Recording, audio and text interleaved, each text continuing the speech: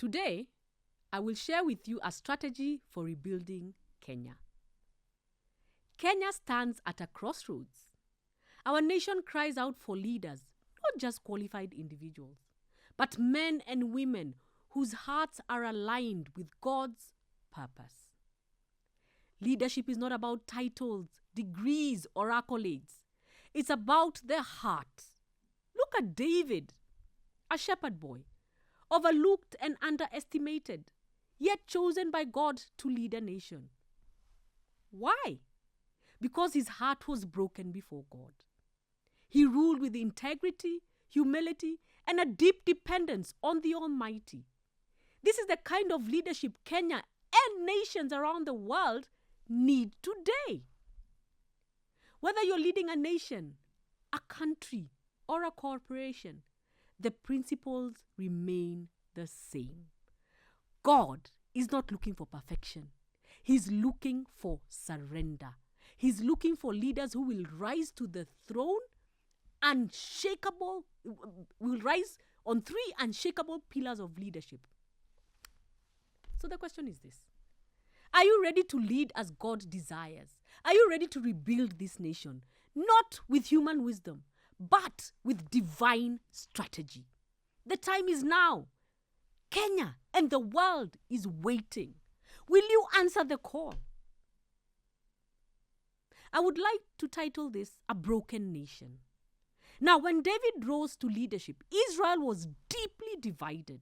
The 12 tribes, weary from years of internal conflict, tribal rivalry, and the uncertainty left by Saul's reign, found themselves in a nation scarred by mistrust and disunity. Sound like Kenya? David faced the daunting task of not only bringing these scattered groups together, but also healing old wounds, restoring a shared sense of purpose, and forging a new collective identity. Through wisdom, courage, and a commitment to justice and inclusion, David managed to unite the tribes, transforming Israel into a stable, prosperous, and spiritually vibrant kingdom. Today, Kenya stands at a similar crossroads. Decades of political strife, ethnic tension, and socio-economic challenges that have tested the nation's unity and threatened its vision for the future. Like Israel in David's day, Kenya's path to healing and lasting prosperity requires strong, visionary leaders. Leadership willing to confront division, rebuild trust, and cultivate a spirit of national cohesion. David's approach offers valuable lessons for Kenya's journey forward. By exploring the core strategies and principles that guided David in reuniting Israel, we too can uncover a practical and inspiring blueprint for Kenya's own transformation. This discussion aims to draw on David's experience to highlight actionable steps modern leaders can take to foster unity, heal divisions, and lead the nation toward a more prosperous and harmonious future. Now, before diving into the strategies, let me introduce what I call the 3 pillars of leadership. These pillars are essential for success of any nation, organization, even a family. They have stood the test of time, proving their value and relevance even today. There's no need to reinvent the wheel. If something works, why change it? In today's world, we are overwhelmed with information, but lack true knowledge. As 2 Timothy 3:7 aptly states, this generation is always learning and never able to arrive at a knowledge of the truth. Now let's get into the pillars of leadership. I want to speak to those who guide the destiny of nations, leaders entrusted with political power and the stewardship of governance. Understand that leadership is not a mere title or office, but a sacred duty and a profound responsibility. History is replete with examples of leaders rising and falling, not merely on the strength of their strategies or structures, but on the foundation of their character and vision. In the arena of governance, the difference between lasting impact and fleeting influence often hinges on the grasping and embodying the true pillars of leadership. These are structure, strategy, and heart. Those three. It is tempting to focus primarily on structure, the visible framework of institutions, rules, and protocols that underpin every functioning government. Well-designed structures ensure accountability, they promote stability, and they distribute power wisely. Look at enduring democracies where constitutional provisions, separation of powers, and the rule of law provide guardrails that are not easily dismantled by individuals' whims. Yet, structure alone is inert.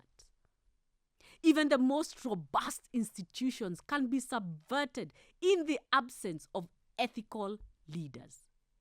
Strategy, the second pillar, is the engine that transforms vision into reality.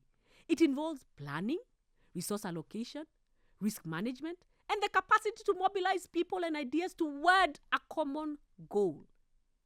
Consider how great national initiatives like economic reforms, peace-building efforts, or public health campaigns have succeeded because leaders understood the strategic steps necessary to move a nation forward. Now, strategy, it demands foresight and adaptability.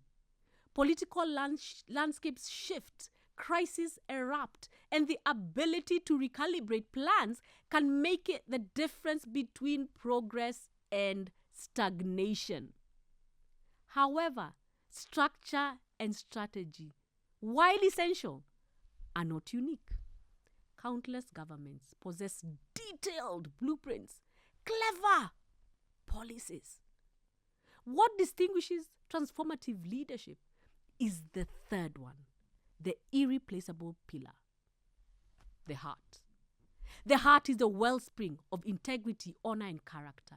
The heart pillar manifests in leaders who welcome criticism without growing defensive, see mistakes as lessons instead of threats, and put the welfare of their people above personal ambition. It is about moral courage, standing for what is right, even when it is unpopular or costly. The heart pillar is what holds the other two pillars together.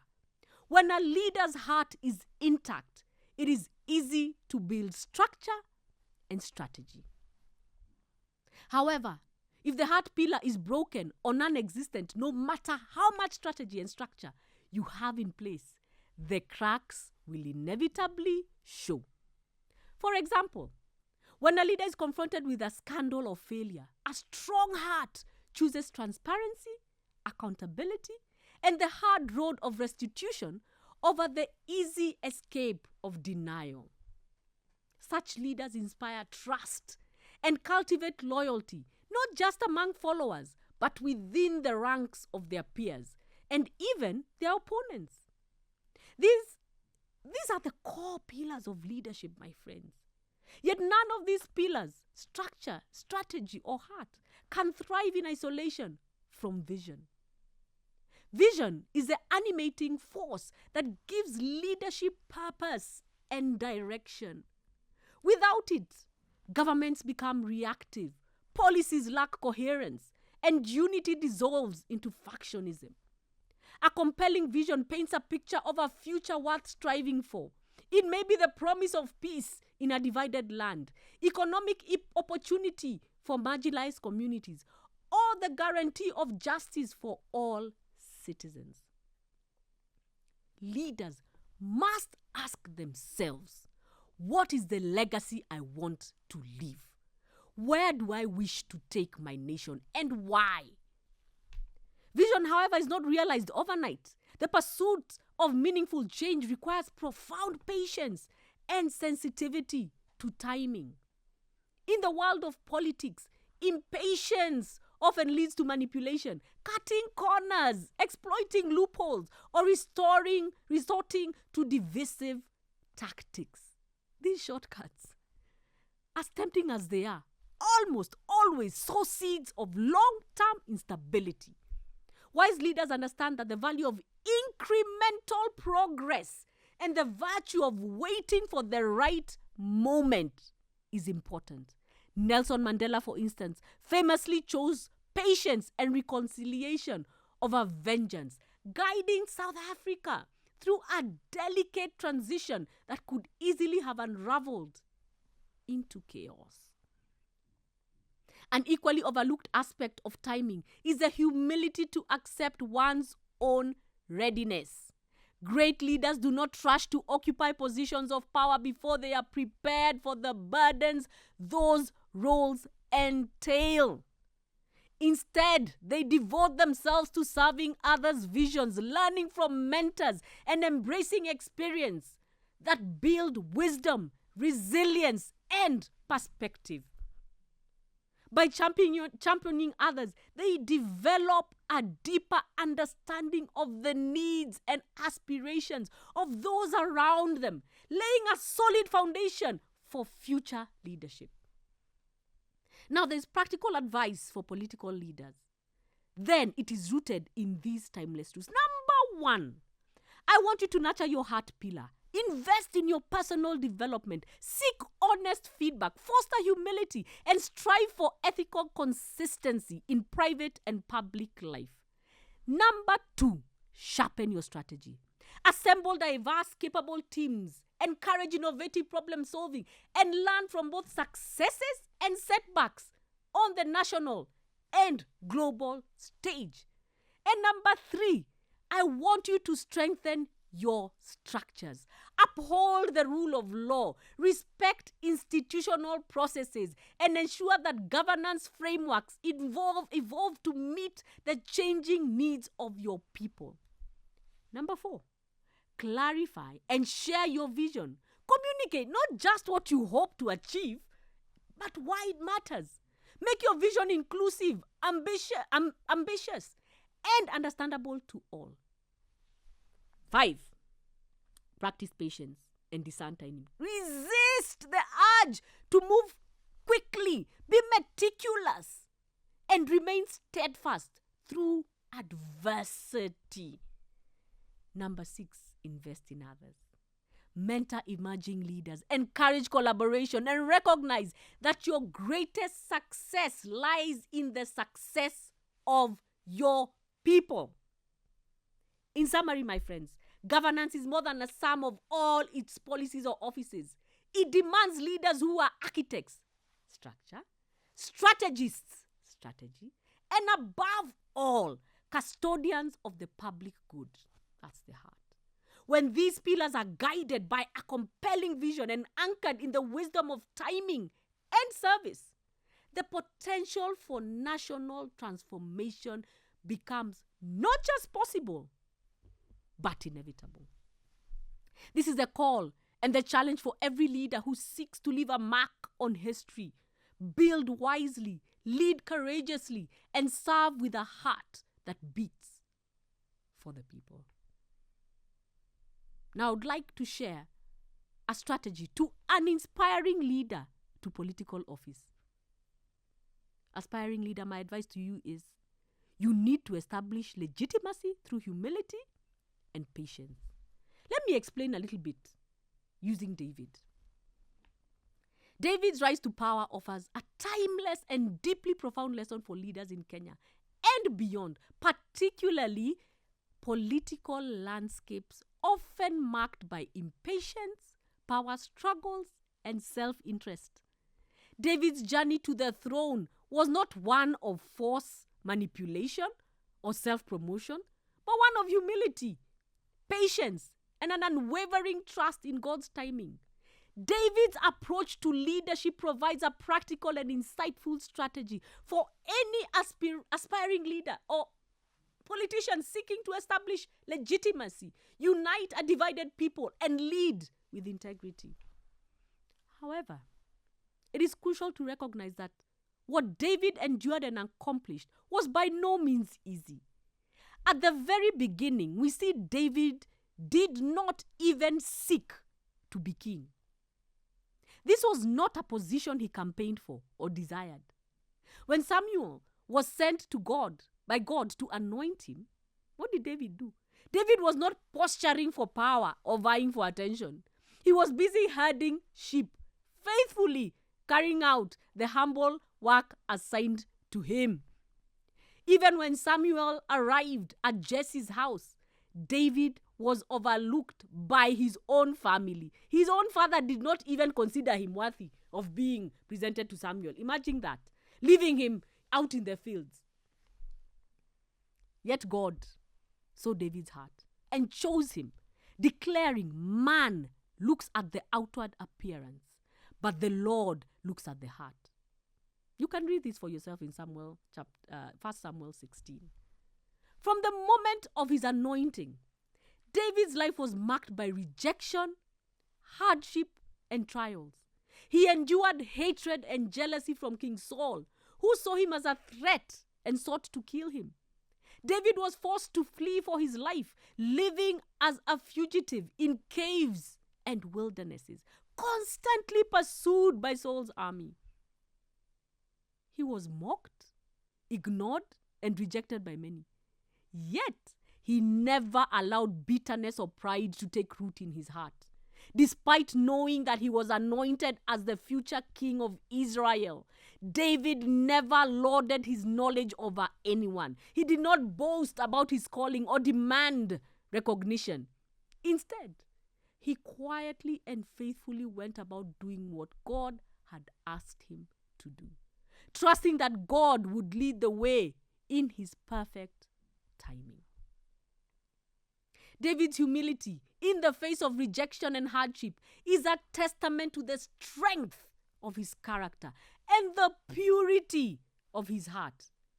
He had every reason to grow bitter, to harden his heart, or to take matters into his own hands, but he chose a different path. Even when he had opportunities to kill Saul and claim the throne by force, David refused, saying, "I will not lay my hand on the Lord's anointed." David understood that his rise to power was not something he could or should orchestrate. It was God's plan, and it would unfold in God's time. This period of waiting and enduring rejection was not wasted. It was a time of preparation where David's heart was refined and his character was tested. Through all of that, David remained faithful, compassionate, humble. He continued to serve others, protect the vulnerable, and honor God even when his circumstances were dire. His heart remained intact, untainted by the trials he faced. God made the right choice in David, and no amount of rejection or hardship could change his heart. For modern leaders in Kenya and the world, David's story is a powerful reminder that true leadership is not about seeking power or recognition, but about serving faithfully where you are, even in obscurity. Yes, I said it. It is about enduring hardship without losing your integrity, trusting that God's timing is perfect, and allowing Him to open the doors when the time is right.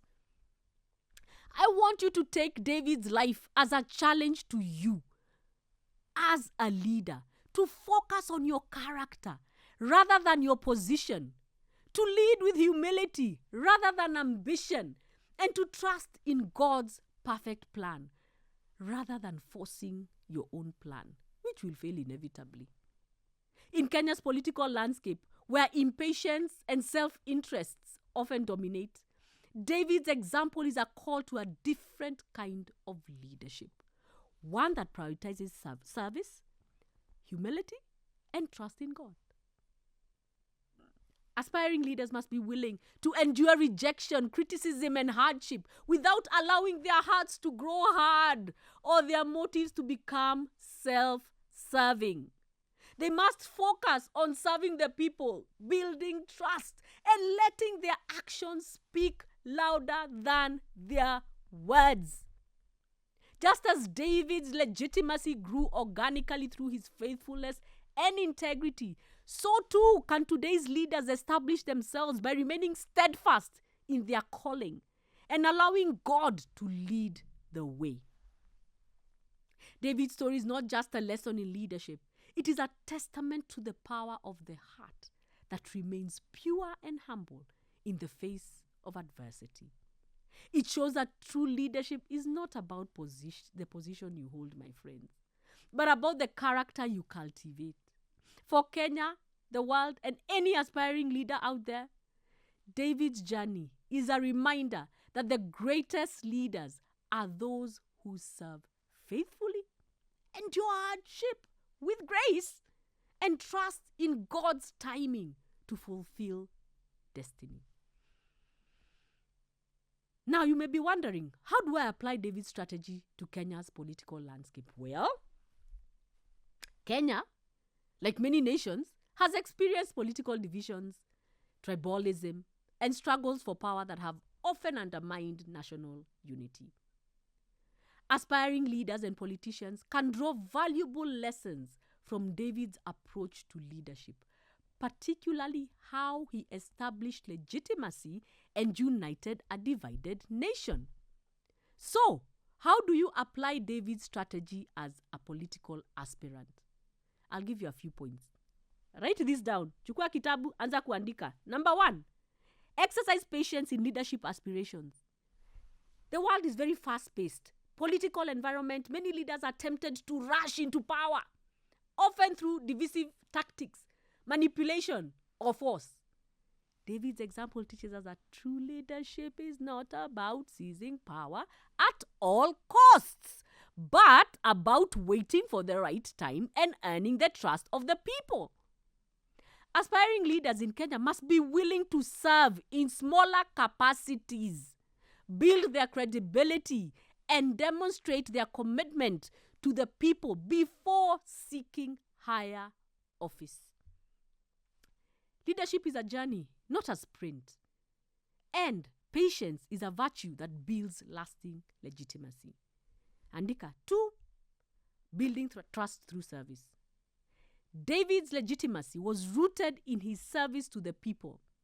Even before he became king, as a shepherd, he protected his flock. As a warrior, he defended Israel against Goliath and other enemies. And as a leader, he prioritized the well-being of his people. Kenyan leaders can follow this example by focusing on service rather than self-promotion. This means addressing the needs of the people, especially the marginalized, and demonstrating a genuine commitment to their welfare. Trust is earned through consistent action, not empty promises. Number 3, avoid power grabbing and division. Yes, Kenyans. David's refusal to force his rule on the northern tribes is a powerful lesson for us Kenyans here, where tribalism and political rivalries often create deep divisions. Aspiring leaders, you must resist the temptation to exploit these divisions for personal gain. Instead, why don't you focus on building bridges, fostering reconciliation, and creating a vision that unites all Kenyans, regardless of tribe or religion? Leadership that prioritizes unity over division will naturally gain legitimacy and support. Number 4, allowing legitimacy to grow organically. David's leadership grew organically as the people recognized his character and integrity and his ability to lead. He did not impose himself, but he allowed the tribes to come to him on their own. In Kenya, my friends, aspiring leaders, you must understand that legitimacy cannot be forced. Si kulipa watu. It must be earned. This requires transparency, accountability, and a willingness to listen to the people. Leaders, you need to focus on building relationships and addressing the concerns of your constituencies. And this will naturally get you to gain the trust and support needed for you to lead effectively. 5, demonstrate humility and accountability. Now, David's humility was evident in his willingness to wait for God's timing and his refusal to harm Saul, even when he had the opportunity. Wakenya wangu, leaders, you can learn from this by demonstrating humility. In your leadership journey, why don't you acknowledge your mistakes by being accountable to the people and prioritizing the greater good over your own personal ambitions of getting rich? Humility, my friends, fosters trust and respect, which are essential for building legitimacy. To you aspiring leaders of Kenya, where is your humility? Where is your integrity? Too often we see you leaders who are not willing to wait, not willing to serve, and not willing to build character before you seek power. Instead, you manipulate, you bribe, and exploit the poor so that you can secure your own positions. Shame, shame, shame on you. You throw money at the vulnerable, not out of compassion, but as a means to buy loyalty and votes. You lord over others, using your wealth, which you have stolen from us, to influence, dominate, rather than to serve. I tell you, this is not leadership. It is exploitation. And it is a betrayal to the very people you claim to want to lead. As an aspiring leader, now is the time to take a hard look at your heart. What is the foundation of your leadership? Is it humility, service, and a desire to do what is right? Or is it the ambition, greed, and hunger for power so that you can continue to lord and steal our resources? David's story teaches us that leadership is not about seizing power at any cost. It is about being a kind of person who can be trusted with power. And that trust is built on humility. Humility means that you need to acknowledge that leadership is not about you. It is not about you. It is not about your name, your wealth, your legacy. It is about the people you serve. It means being accountable to those people, admitting when you are wrong, and putting their needs above your own ambitions. It means you refusing to manipulate the people with handouts and empty promises, and instead working to create systems that will uplift them and give them dignity. Kenyans need to be given dignity. It means you need to understand that leadership is a trust, not a possession. Right now, we stand on the brink of another election cycle. And this is your moment to establish the pillar of your heart. This is not the time to work. This is the time to work on your character. To root out that pride, that greed, that manipulation that you have. Otherwise, you have no place in leadership. If you wait until the campaign season to start thinking about these things, it will be too late. These habits you are forming, these habits you need to form now. The way you treat people now, the way you think about power now, these will define the kind of leader you will become. Kenya does not need more leaders who exploit the poor for their own gain. Kenya does not need more leaders who divide the nation along trouble lines to secure voters. Kenya does not need more leaders who see power as a prize to be won rather than a responsibility to be stewarded. Kenya needs leaders who are willing to serve, to sacrifice, and to lead with humility. Leaders who, like David, understand that the greatest power is found in submission to God and service to others. So, you aspiring leader, stop lording over others. Stop using money to manipulate the vulnerable. Stop chasing power for the sake of your own ambition. Instead, why don't you consider to start building the pillar of your heart? Start serving where you are with what you have. Start treating people with dignity and respect, not as tools to be used, but as individuals of infinite worth. Start leading with humility, knowing that true leadership is not about what you can take, but about what you can give.